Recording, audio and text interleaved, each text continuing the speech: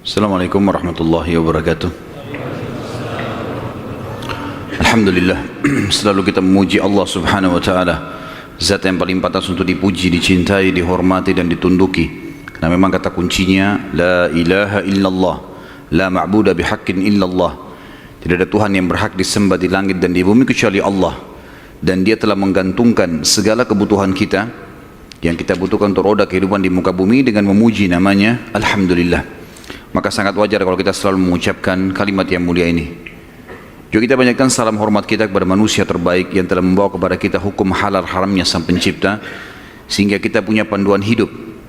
Dan juga Sang Pencipta Allah telah menjadikan mengucapkan salam hormat kepada manusia terbaik ini sebagai ibadah buat kita dan pendekatan diri kepadanya. Juga dari sisi yang lain Sang Pencipta Allah bersama malaikatnya mengucapkan salam hormat kepada manusia terbaik ini. Maka sangat wajar kalau kita selalu mengucapkan salawat dan taslim kepada Nabi besar Muhammad sallallahu alaihi wasallam.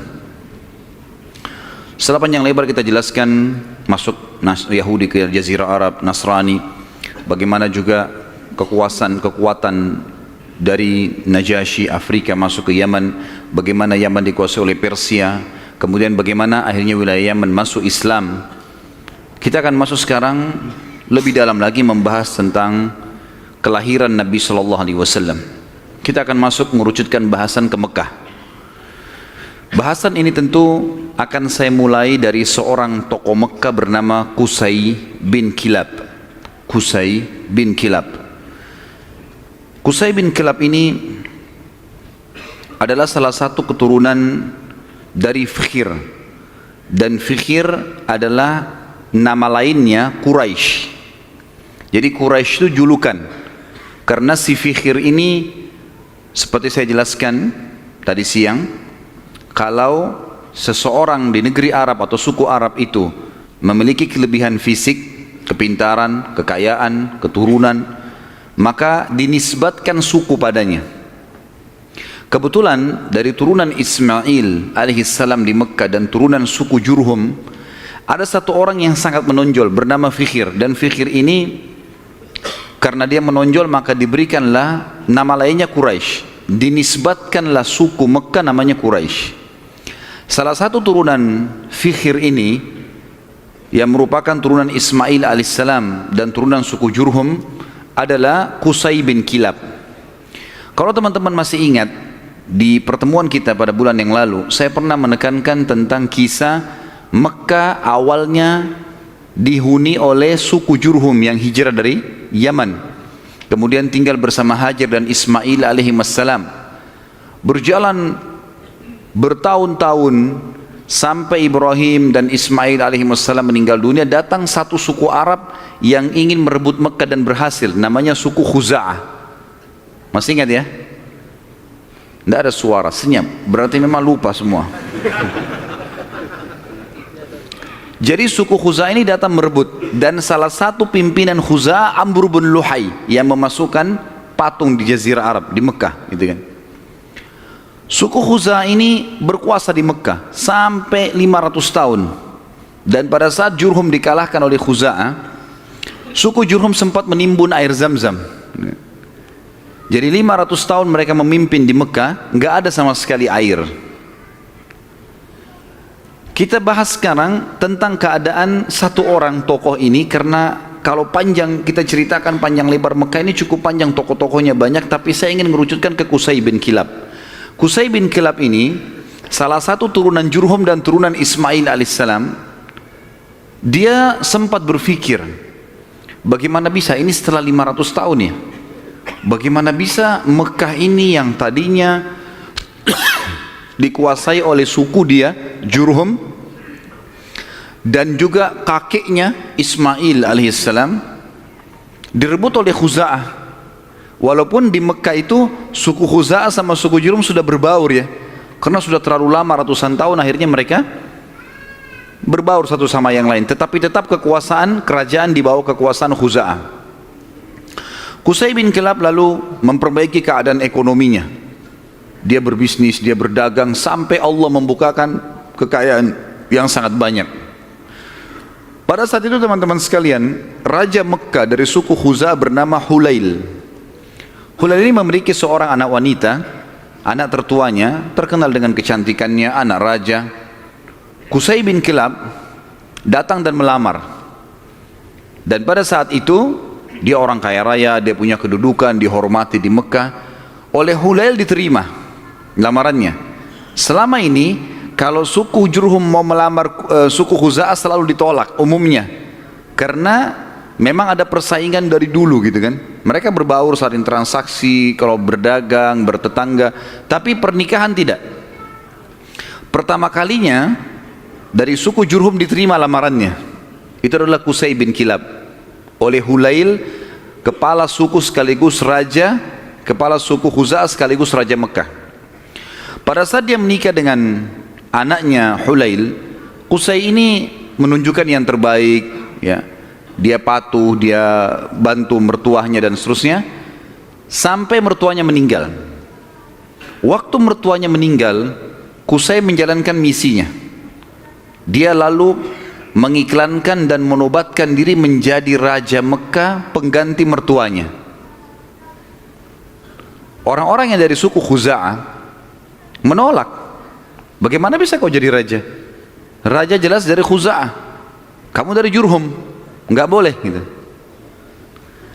Maka pada saat itu terjadi perseteruan, sampai akhirnya Qusay meminta pertolongan dari orang-orang sesuku dengan dia dari Jurhum, dan Khuza'ah juga berkumpul. Akhirnya terbentuk dua pasukan dan terjadi peperangan besar di Mekah. Pertumpahan darah yang sangat besar dan banyak sekali korban pada saat itu. Pada saat mereka melihat korban banyak sekali teman-teman sekalian, maka tokoh-tokohnya termasuk Qusay bin Kilab dan anak-anaknya Hulail yang merupakan ipar-iparnya, ipar-ipar dari Qusay sendiri, mereka akhirnya sepakat, kita harus ada penengah nih yang mengambil hukum supaya dijelas siapa yang memimpin Mekah. Maka mereka akhirnya sepakat menunjuk satu orang yang dituakan di Mekah pada saat itu, dan memang umurnya sudah sangat tua. Orang ini namanya Ya'mur bin Auf. Ya'mur bin Auf, dia ditunjuk oleh orang-orang Quraisy dari Jurhum, dan juga ditunjuk oleh orang-orang Khuza'ah, nunjuk, dan diambillah sumpah atas nama Allah, apapun keputusan Ya'mur harus diterima. Baiklah, Ya'mur pada saat itu umurnya 120 tahun, orang yang sangat tua dan dituakan sekali, dihormati. Datang lalu mendudukkan Qusay dan anak-anaknya Hulail. Lalu mulailah ditanya oleh Ya'mur, wahai Qusay, apa alasan anda membentuk pasukan mau merebut Mekah dari keturunan mertua anda ini, apa sebabnya? Maka Qusay mengatakan, semua kita ini tahu kisah Mekah ini berawal dari kakek saya yang bernama Ismail, dan Ismail seorang nabi. Ismail menikahi suku Jurhum, anak kepala suku Jurhum, dan itu turunan kami. Kami yang membentuk komunitas di Mekah, kami yang membentuk ekonominya, kami yang membangun Ka'bah, kami yang semuanya disebutkan. Sementara Qusay menyebutkan ini anak-anaknya Hulail dari suku Khuza'ah nggak bisa ngomong apa-apa, karena memang semuanya betul. Memang tidak ada. Khuza'ah ditanya, lalu kalian punya apa? Nggak ada. Tidak ada andilnya di Mekah. Cuma datang pasukan dari luar menyerang Mekah, kemudian langsung menguasai. Nggak ada andil sama sekali. Tiba-tiba pada saat itu Ya'mur mengambil sebuah keputusan, mengatakan keputusan yang mutlak, seluruh Mekah, kerajaannya, kekuasaannya, pengurusan jemaah hajinya, pengurusan Ka'bahnya, ya, semuanya untuk Qusay bin Kilab. Maka dengan keputusan ini teman-teman sekalian, Qusay bin Kilab menjadi Raja Mekah. Menjadi Raja Mekah. Dan pada saat itulah kerajaan yang sudah hilang 500 tahun dari keturunan Jurhum kembali. Pada saat itu Qusay melakukan banyak sekali perkembangan di Mekah. Di antaranya dia membangun sebuah tempat namanya Darun Nadwa.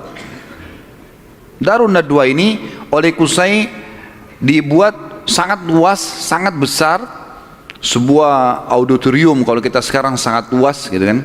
Tapi belum ada buku sejarah yang menyebutkan seberapa luas, seberapa dia menampung manusia. Tapi dari buku-buku sejarah disebutkan Darun Nadwa pada saat itu multifungsi. Dilakukan apa saja di situ. Pertemuan orang-orang Mekah, pertemuan tokoh-tokoh Mekah, sampai Qusay bin Kilab melarang siapapun orang Mekah menikah kecuali di Darun Nadwa. Harus di Darun Nadwa. Kalau anak bayi baru lahir, bawa ke Darun Nadwa.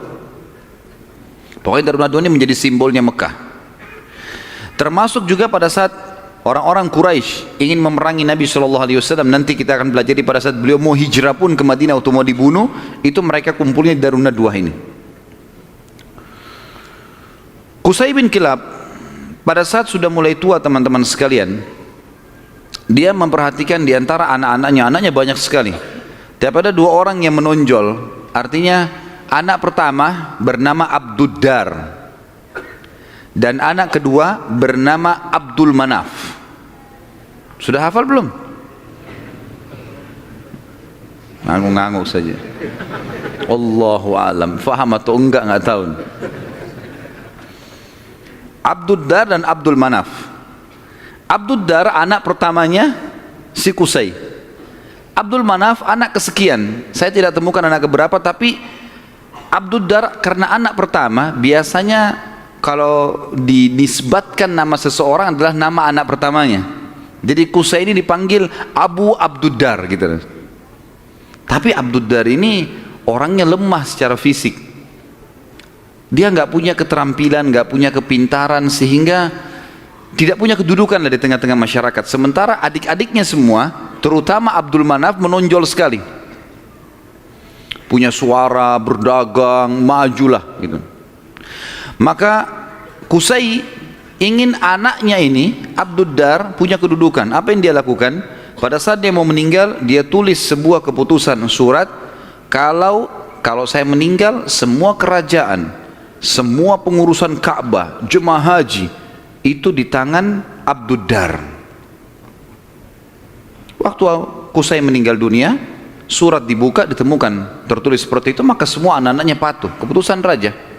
Abduddar akhirnya menjadi raja. Berjalan waktu teman-teman sekalian, Abduddar wafat.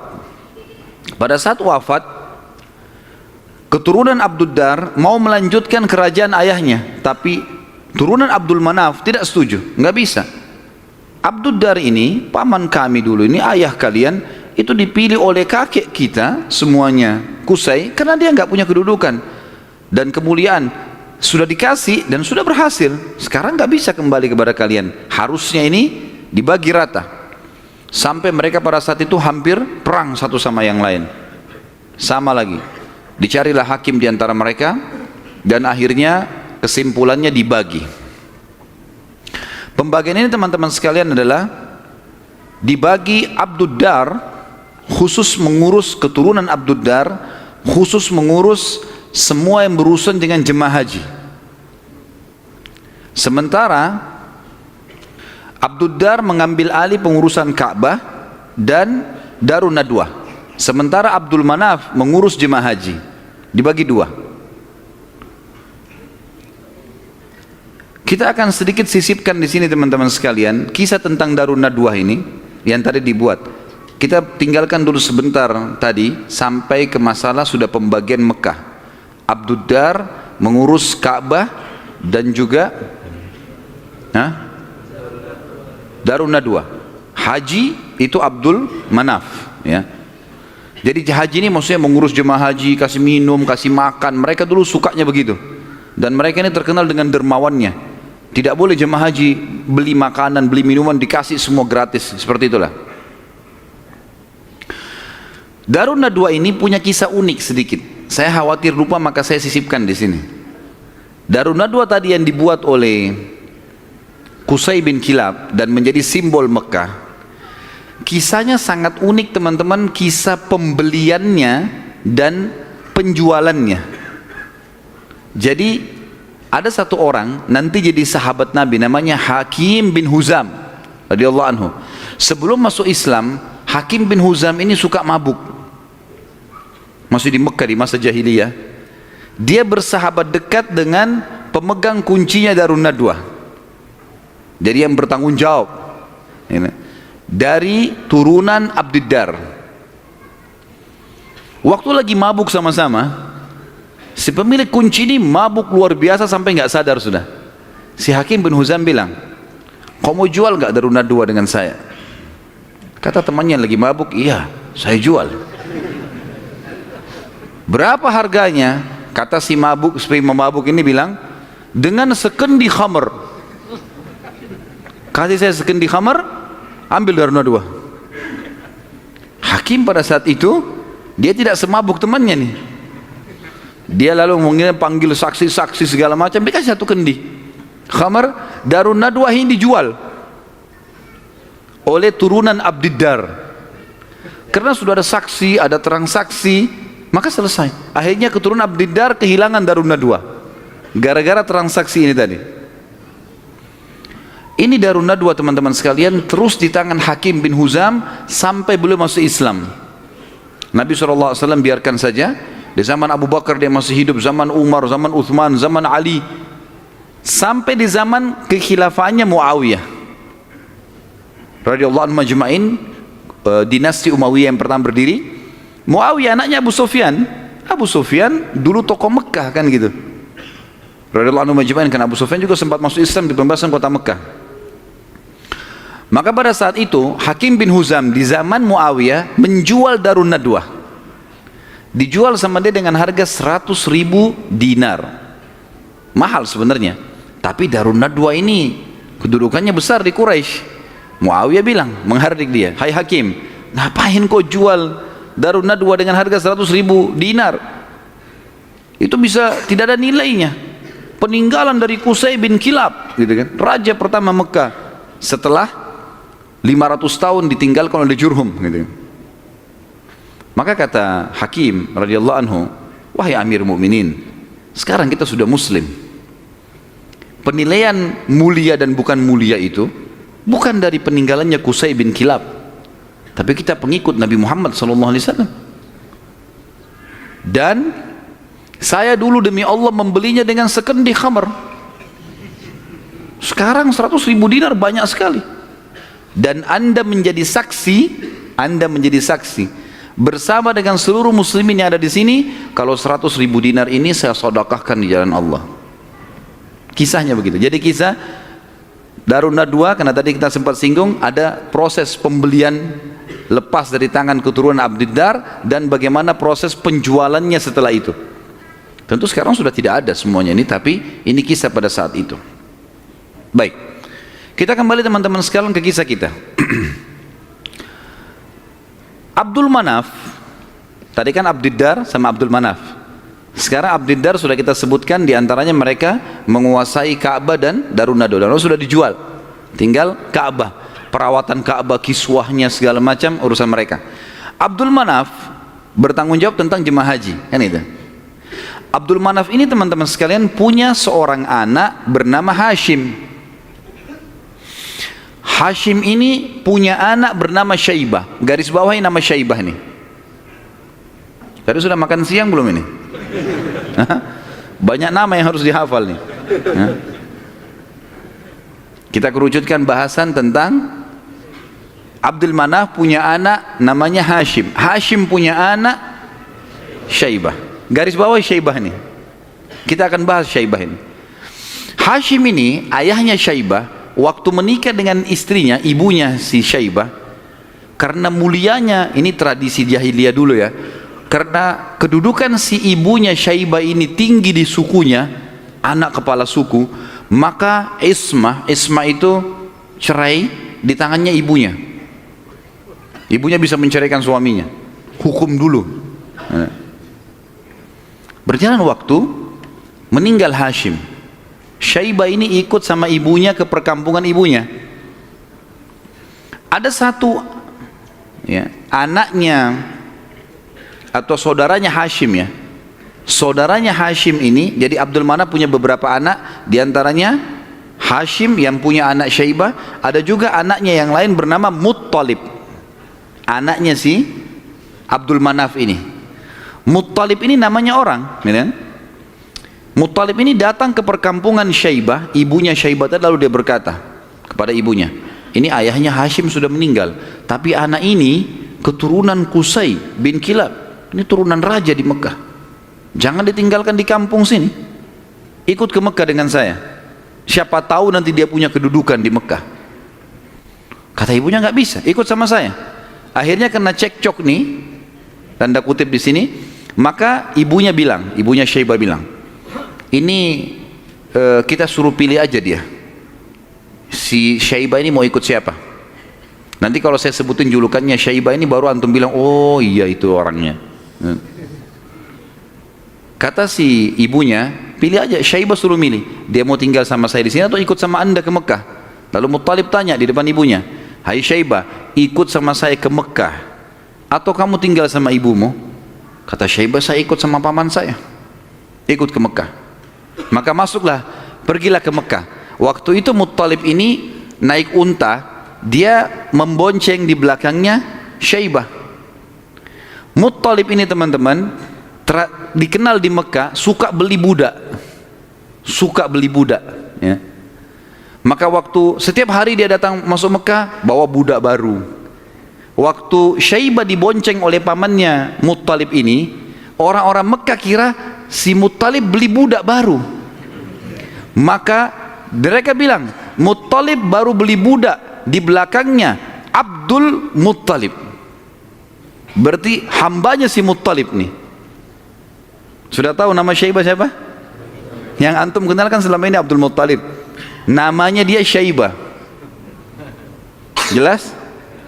Baik. 3 orang yang jawab, nggak apa-apa lah. Nasib, saya sudah teriak-teriak tapi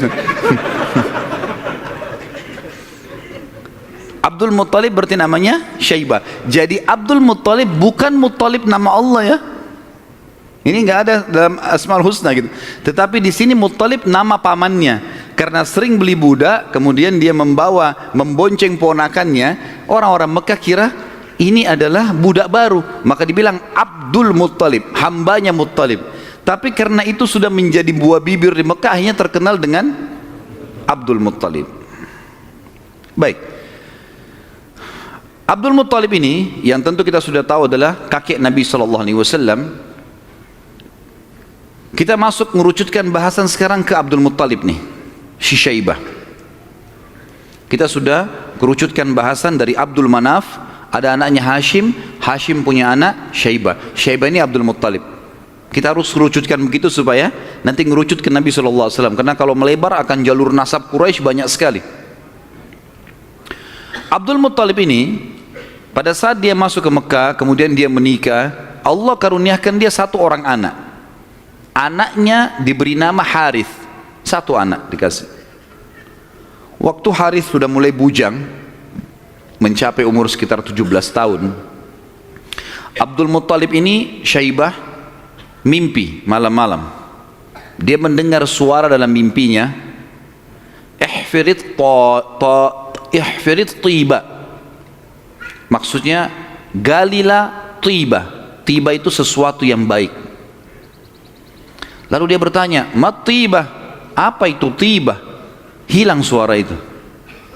Hari kedua dia mimpi lagi, dengar lagi suara, ihfiril barrah, galilah sesuatu yang baik, yang bermanfaat. Dia tanya, mal barrah? Apa itu barrah? Yang baik itu apa? Hilang lagi suara itu. Hari ketiga dia mimpi lagi, ihfiril madmunah, gali sesuatu yang terjamin. Dia tanya, mal madmunah? Apa itu madmunah? Hilang lagi.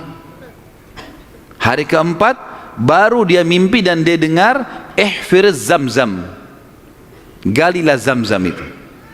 Zamzam ini di zaman itu cuma seperti sebuah histori lama, kenangan. 500 tahun tidak ada sumur zamzam, hilang.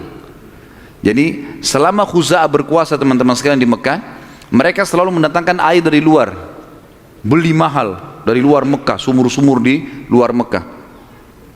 Abdul Muttalib ini pernah dengar kalimat zamzam, penasaran dia.